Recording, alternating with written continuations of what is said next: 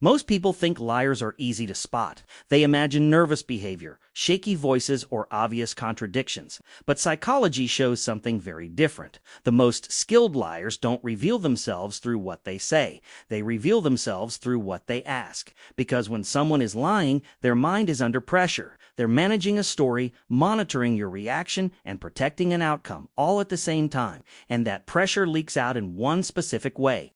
In this video, you're going to learn the question liars always ask. Not occasionally, not sometimes, but consistently. Once you notice it, you'll never hear conversations the same way again. And if you stay until the end, you'll understand why this question is less about curiosity and more about control. Before we begin, quick reminder, if you enjoy psychology that actually helps you read people better, like and subscribe.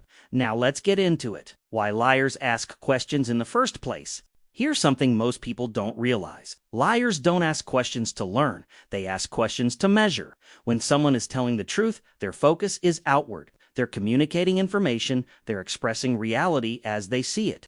But when someone is lying, their focus turns inward. They're constantly asking themselves, is this working? Do they believe me? Did I say too much or not enough? So instead of explaining, they start probing. Questions become tools. Not to understand you, but to understand how safe their lie is. This is why liars often sound calm, even confident. But underneath that calm, they're monitoring everything. And the fastest way to monitor you is to ask the right question. The question liars always ask. Here it is. The question liars almost always ask is some variation of, does that make sense? Do you understand? Does that sound right to you? On the surface, this sounds polite, even considerate. But psychologically, it serves a very specific purpose. They're not checking for clarity, they're checking for belief. When someone asks this question while lying, they're watching your face, your tone, your timing.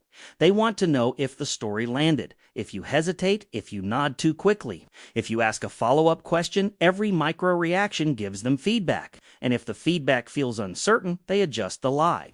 That's why this question is so revealing. It's not about communication, it's about calibration. Why this question is a red flag.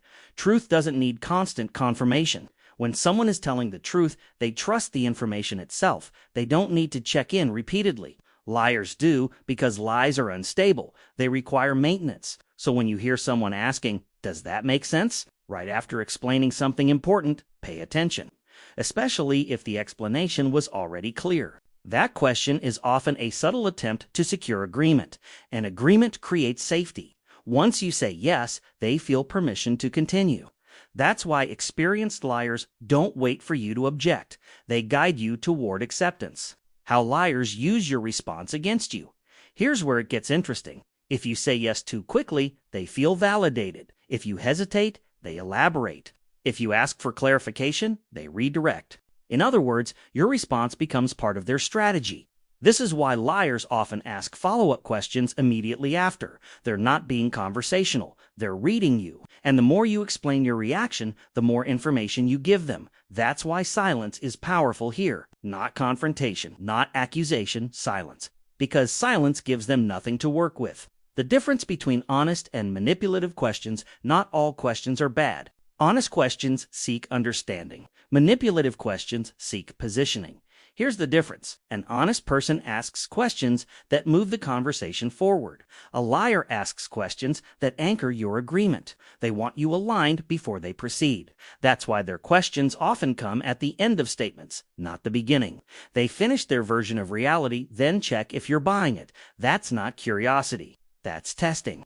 What to do when you hear this question. The biggest mistake people make is responding immediately. When someone asks, does that make sense? You don't owe them reassurance. Instead of answering quickly, pause. That pause does something powerful. It removes their feedback loop. Without your reaction, they lose control over the narrative. Often you'll notice something interesting happen. They'll keep talking. They'll clarify more than necessary. They'll start contradicting themselves. Not because you challenged them, but because you didn't confirm them.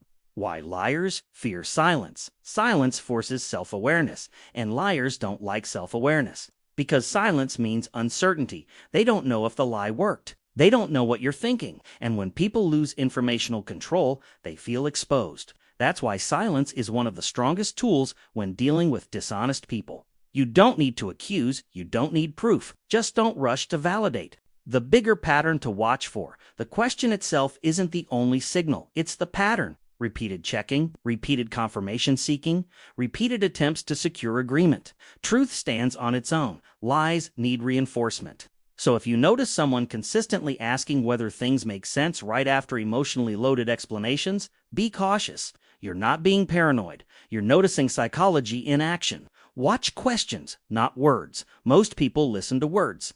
Strong observers watch behavior, and questions are behavior. If you remember one thing from this video, remember this. Liars reveal themselves not by what they say, but by what they need from you. Attention, agreement, validation. When you stop giving that freely, clarity appears. And once you see it, you can't unsee it. You can't unsee it. If this video helped you understand people more clearly, like and subscribe for more psychology-based content. And next time someone asks, "Does that make sense?" Don't answer too fast. Just watch carefully.